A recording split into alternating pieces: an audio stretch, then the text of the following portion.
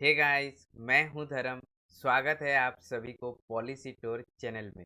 Recently Uttar Pradesh government ने the affordable rental housing and complexes scheme को state cabinet से मंजूरी दे दी है। जैसे कि आप स्क्रीन पे देख पा रहे होंगे, ये मिंट का आर्टिकल है जिसमें लिखा है Yogi government to launch affordable rental housing scheme for student urban migrants. So समझेंगे क्या है ये स्कीम। क्या इस स्कीम के मदद से जो स्टूडेंट्स हैं, जो पुअर हैं, साथ ही जो अर्बन माइग्रेंट्स हैं, बेसिकली जो छोटे छोटे गांव या कस्बों से बड़े बड़े शहरों में जॉब के लिए आते हैं, उन सभी को एक एफोर्डेबल रेंटल हाउस मिल सकता है। और भी बहुत कुछ डिस्कस करेंगे। सो बने रहिए वीडियो में। Let's take a tour of it.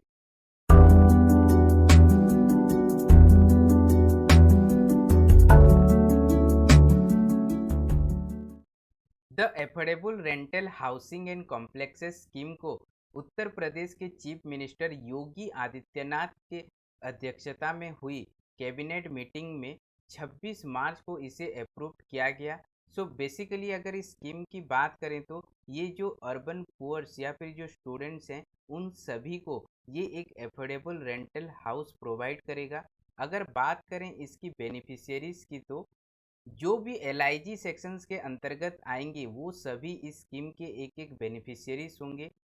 ये जो एलआईजी होता है ये लोअर इनकम ग्रुप को बोला जाता है, जो कि एनुअल इनकम 3 लाख से 6 लाख के बीच होना चाहिए। उसमें से लेबर्स हो गए, जो अर्बन पुअर्स होते हैं, स्ट्रीट वेंडर्स, हॉकर्स यानी जो ठेले वाले होते हैं, या फिर मार्केट और ट्रेड एसोसिएशंस, इंडस्ट्रियल वर्कर्स हो गए, मैन्युफैक्चरिंग यूनिट्स में जो वर्कर्स काम करते हैं, साथ ही जो लॉन्ग टर्म टूरिस्ट हो गए, हॉस्पिटैलिटी सेक्टर्स, और सबसे महत्वपूर्ण एजुकेशनल इंस्टीट्यूशंस एंड स्टूडेंट्स। जब भी कोई स्टूडेंट्स अपने हायर स्टडीज़ या फिर कोई भी प्रिपरेशंस करने के लिए छोटे छोटे गांव से जब बड़े शहर की तरफ आते हैं तो वहाँ पे उनको हाई रेंट देना पड़ता है, और इसी वजह से वहाँ पे उनको सरवाइव करना बहुत ही मुश्किल हो जाता है। तो ये स्कीम उन सभी के लिए काफ़ी मददगार होगा। इसी के साथ जो हेल्थ इंस्टीट्यूशंस हैं वो भी बेनिफिशियरीज होंगे। अगर बात करें प्रिफरेंस की तो सो बेसिकली जो स्केड्यूल कास्ट यानी एससी कम्युनिटी के अंडर आते हैं, ऐसे ही स्केड्यूल ट्राइब्स हो गया, ओबीसी हो गया, विडोज हो गए, वर्किंग वुमेन हो गए, दिव्यांग या फिर माइनॉरिटीज़ के लिए सबसे पहले प्रेफरेंस मिलेगा। अगर बात करें इसकी ऑब्जेक्टिव की तो सो कोविड 19 पेंडेमिक की वजह से जो भी अर्बन माइग्रेंट्स थे या फिर पुअर थे, उन सभी में एक रिवर्स माइग्रेशन देखने को मिले। सो इसी अर्बन माइग्रेंट्स जो कि स्लम एरिया में रहते थे या फिर कुछ इनफॉर्मल सेटलमेंट्स हो गए, जैसे कि आप देखे होंगे रास्ते के साइड में तंबू लगा के जो रहते हैं, या फिर कोई भी अनअथोराइज्ड कॉलोनीज हो गया, या फिर पेरी अर्बन एरियाज, इन सभी को एक डिसेंट रेंटल हाउस मिलेगा, वो भी अफोर्डेबल रेट के तहत। ये इस स्कीम का ऑब्जेक्टिव है। सो इसी नीड को पूरा करने के लिए ministry of housing and urban affairs ने एफोर्डेबल रेंटल हाउसिंग कॉम्प्लेक्सेस यानी ARSCS को इनिशिएट किए थे, जो कि प्रधानमंत्री आवास योजना के एक सब स्कीम है। सो बेसिकली इसके तहत ईज ऑफ लिविंग प्रोवाइड किया जाएगा जो भी अर्बन माइग्रेंट्स हैं या फिर इंडस्ट्रियल सेक्टर्स के पुअर हैं, जिसके तहत उनको एक डिग्निफाइड अफोर्डेबल रेंटल हाउसिंग मिलेगा, वो भी उनके वर्क प्लेस के नज़दीक में। सो ऐसा नहीं है कि ये जो स्कीम है कोई अचानक से निकल के आ गई है। इसके पहले भी इस टाइप के स्कीम चलते थे, जैसे कि Jawaharlal Nehru national urban renewable mission या फिर राजीव आवास योजना, जो कि 2005 में लॉन्च किए गए थे, और 2014 में इसका नाम बदलकर प्रधानमंत्री आवास योजना हो गया था। सो इस स्कीम का जो एम है वो पक्का घर बनाना था, और जो भी स्लम एरिया में रहते थे उन सभी को ये पक्के घर में ट्रांसफ़र करना था। सो इस स्कीम के तहत बहुत सारे लोगों को बेनिफिट मिला। साथ ही इसके टोटल 13.83 लाख हाउसेस बनाने थे, जो कि अब तक 12.24 लाख हाउसेस बन के कंप्लीट हो चुका है। इसमें से 1.08 लाख हाउसेस अभी फ़िलहाल इसमें वैकेंट मिले हैं, और जितने भी वैकेंट लैंड्स या फिर वैकेंट हाउसेस हैं जो कि अनयूटिलाइज्ड हैं, उन सभी को इसी स्कीम के अंतर्गत यूटिलाइज्ड किए जाएंगे। अगर बात करें इस स्कीम के इम्प्लीमेंटेशन की तो बेसिकली ये टाउन्स में इम्प्लीमेंट किए जाएंगे या फिर notified planning area development authorities हो गया, जैसे कि दिल्ली में डीडीए है यानी दिल्ली डेवलपमेंट अथॉरिटीज़, ऐसे ही स्पेशल एरिया डेवलपमेंट अथॉरिटीज़, या फिर किसी भी यूटी गवर्नमेंट या फिर स्टेट गवर्नमेंट अगर किसी भी एरिया को नोटिफाई करते हैं तो वहाँ पे ये स्कीम को इम्प्लीमेंट किया जाएगा। भारत में मौजूद जितने भी स्टेट्स एंड यूनियन टेरिटरीज हैं उनमें से 24 स्टेट्स एंड यूनियन टेरिटरीज इस स्कीम को इम्प्लीमेंट करने के लिए रेडी हैं। जैसे कि आप देख पा रहे हैं, ये आंध्र प्रदेश, आसाम, बिहार, गुजरात, हरियाणा, हिमाचल प्रदेश, ऐसे ही Meghalaya, Mizoram, Nagaland, north eastern state भी हैं, उड़ीसा भी है, पंजाब है, राजस्थान है, साथ ही उत्तर प्रदेश है जो अभी बात कर रहे हैं हम, ऐसे ही उत्तराखंड है। अगर यूनियन टेरिटरी की अगर बात करें तो चंडीगढ़ है, दमन एंड दीव है, पुदुचेरी है। तो आने वाले समय में इन सभी स्टेट या फिर यूनियन टेरिटरीज में कुछ इस प्रकार की स्कीम देखने को मिल सकते हैं। ये जो स्कीम है बेसिकली ये दो मॉडल पे इम्प्लीमेंट किए जाएंगे।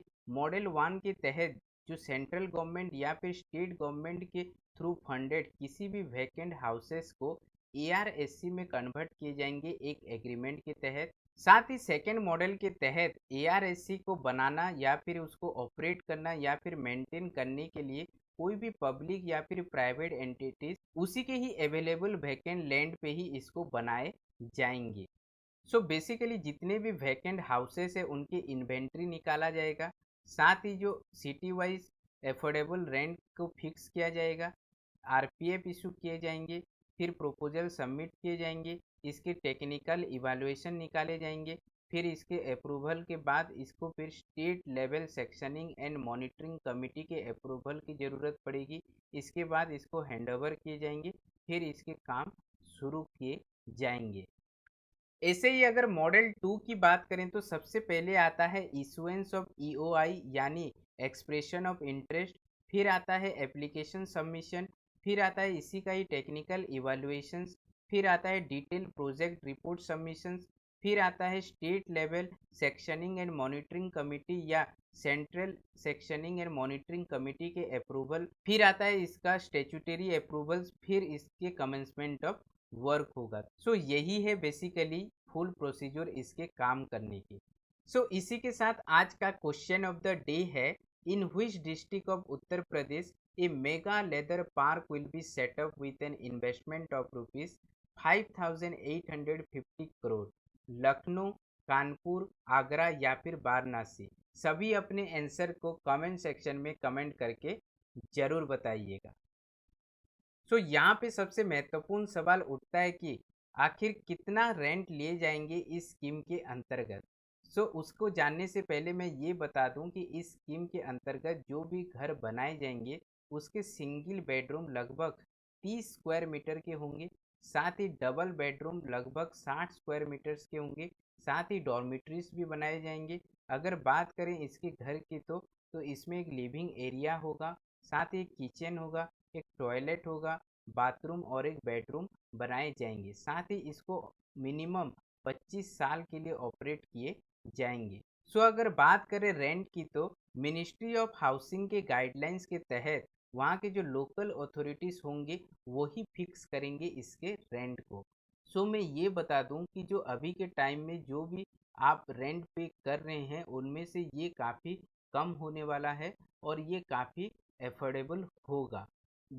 बेसिकली जो भी अर्बन पुअर्स होते हैं या फिर जो माइग्रेटेड लेबर्स होते हैं जो कि छोटे छोटे एरिया से बड़े शहर काम के लिए माइग्रेट होते हैं उन सभी के लिए, साथ ही जो स्टूडेंट्स होते हैं बेसिकली जो गरीब घर के बच्चे होते हैं जो हायर स्टडीज़ के लिए शहर आते हैं उन सभी के लिए ये स्कीम काफ़ी महत्वपूर्ण होगा, क्योंकि आज के टाइम में कोई भी यूनिफॉर्मिटी नहीं है। एक ही जगह में अगर आप जाएंगे तो वहाँ पे जो रेंट होते हैं वो डिफरेंट डिफरेंट रेट होते हैं, अपनी मन मर्जी से ही रेट को बैठाते हैं। बेसिकली इस स्कीम के आने से एक यूनिफॉर्मिटी आ जाएगा और जो लैंडलॉर्ड्स या फिर जो मकान मालिक अभी के टाइम में जिस तरीके से चार्ज करते हैं रेंट वो और नहीं कर पाएंगे।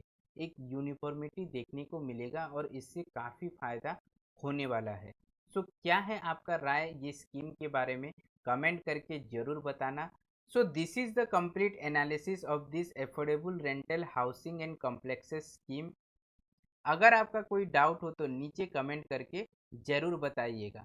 अगर आपको वीडियो अच्छा लगा तो लाइक कीजिए, सब्सक्राइब कीजिए पॉलिसी टूर चैनल को, और ऐसे ही इन्फॉर्मेटिव वीडियो सबसे पहले देखने के लिए बेल आइकन को भी प्रेस कीजिए।